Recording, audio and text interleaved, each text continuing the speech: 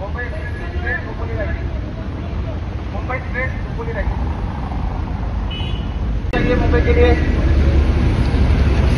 मुंबई के लिए स्ट्रेट चाहिए, खोपोली के लिए राइट, मुंबई के लिए लेफ्ट पर रखिए, सीधा चलिए, मुंबई साठी सरळ ठेवा, खोपोली साठी राइट मध्ये या, Mumbai straight Khopoli right, Mumbai straight, Mumbai straight, गाड़ी मत रोकिए, खोपोली राइट है,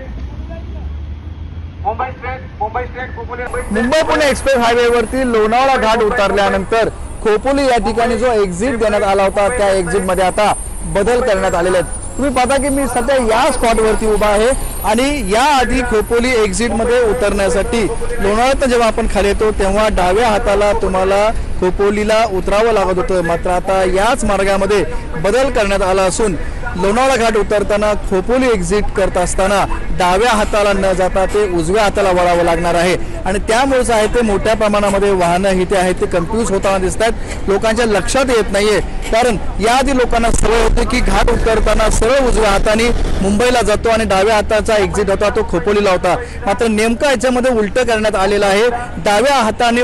तुम्ही उतरताना सरळ मुंबईच्या मार्गे हा नवीन मार्गिका तयार केले आणि याच नवीन मार्गिकेला जॉईन करत असताना साधारण 1 किलोमीटरची ही नवीन मार्गिका आहे आणि डाव्या हाताने उतरून थेट मुंबईला या ठिकाणी जाता येते आणि उजव्या हाताने खोपोलीला जावं लागते। मात्र इथे लोकांमध्ये संभ्रमावस्था असल्याने अशा ठिकाणी स्पीकर लावण्यात आलेले आहेत आणि कर्मचाऱ्याच्या माध्यमातून इथं सूचना देण्यात आलेल्या आहेत की मुंबईला जाण्यासाठी तुम्हाला डाव्या हाताची मार्गिका आहे आणि खोपोलीला जाण्यासाठी उजव्या हाताचा एक्झिट आहे। त्यामुळे आपण पाहतो की या तो स्पॉट आहे, हा स्पॉट आता ह्याच्यामध्ये बदल करण्यात आलेला आहे आणि हेच लोकांच्या लक्षात यावं, वाहन चालकांच्या लक्षात यावं म्हणून साधारण या स्पॉटच्या आधी 4 ते 5 किलोमीटर मोठ्या प्रमाणामध्ये बॅनर लावण्यात आलेले आहेत, सूचना देण्यात आलेल्या आहेत आणि